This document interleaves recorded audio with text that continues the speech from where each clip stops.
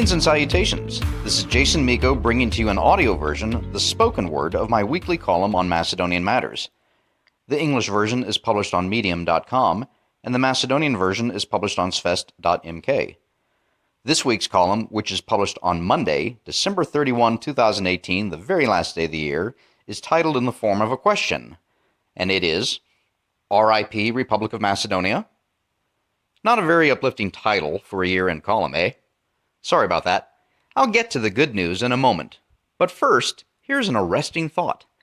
Let's say, for sake of argument, that Zoran Zaev gets his so-called Prespa agreement through Parliament in a few weeks, and that the former Svest.mk renegades and all the minority Albanian parties vote with Svest.mk and the government of Zoran Zaev to change Macedonia's name, identity, language, history, culture, heritage, and much more.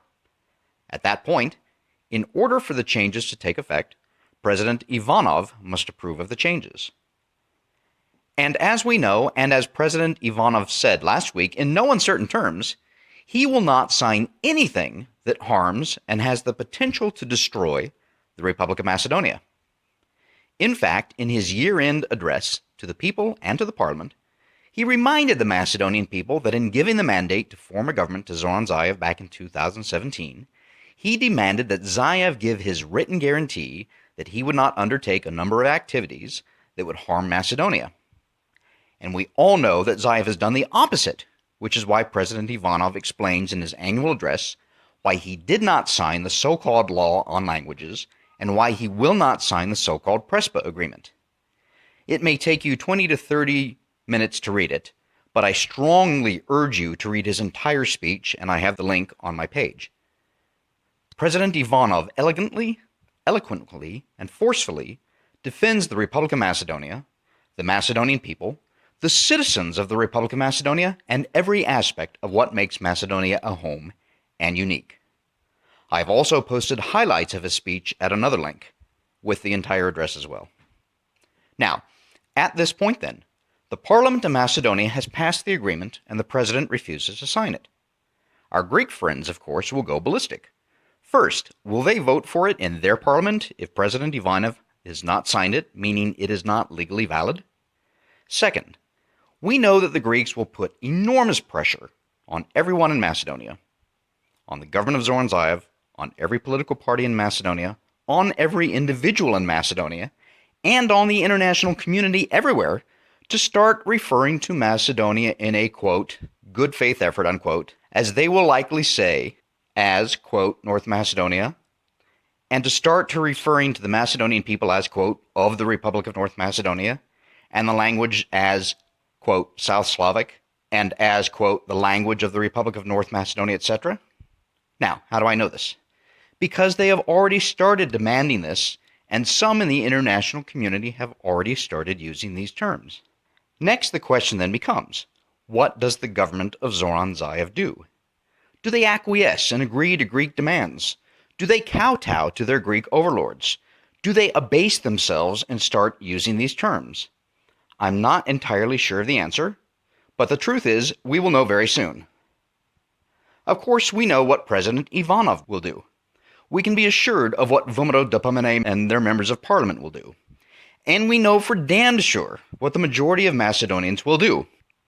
They will continue to say Macedonia, Republic of Macedonia, Macedonian, Macedonian language, and other such terms, and they will continue talking about the Macedonians who live, laugh, and love in Greece, in Bulgaria, in Albania, and everywhere else Macedonians live around the world.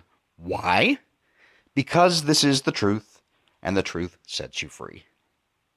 What happens then is anyone's guess, but I can reasonably assure you that there will be a great deal of confusion, chaos, finger-pointing, and anger. And that's just what will happen in Macedonia, and primarily among Macedonian government officials and the political parties which make up the government. Greece, as I noted earlier, will go ballistic, as will our Bulgarian friends and others. The international community will dither initially, but eventually, while putting enormous pressure on President Ivanov to sign Macedonia's suicide note, the internationals will likely start using terms approved by the Greeks and agreed to by Zoran Zaev and his quislings, at least in official capacities. But the vast majority of Macedonians, both inside Macedonia and outside of Macedonia, will go on using the same terms and language they have always used. In fact, the vast majority of the people of the planet will do so as well. Not only that, but President Ivanov and the vast majority of Macedonians in the Republic, outside of the Republic, in neighboring countries, and around the world, will ignore the so-called Prespa Agreement and will continue using the name Macedonia in all of its meanings for the rest of their lives. They will pass those thoughts and truths down to their children and their grandchildren so that they, in turn, can pass these things on to generations of Macedonians not yet born. And, in addition to this, a resistance will rise that will work to reverse this traitorous agreement, that will work to thwart the various requirements of the so-called agreement at every turn. This includes in the spheres of education, history, heritage, business and the economy, culture, and much, much more. The spirit that is Macedonian cannot be extinguished by a piece of paper and a group of parliamentarians and government officials who, after all, only self-serve for a season. That Macedonian spirit will continue to burn and grow, but only if it is maintained, nurtured, and fed. I, for one, am convinced that Macedonians will undertake that task, even though it will be difficult at times, with gladness, joy, and determination, because that is the Macedonian in spirit and the way of the Macedonian people, not just surviving, but thriving as Macedonians, as Macedonia. A very happy New Year to you and to Macedonians and their friends everywhere. I leave you, traditionally, with two thoughts. That number one, there are more good things in this life than you can possibly imagine. And number two, that gratitude is always the proper attitude. Thanks for listening.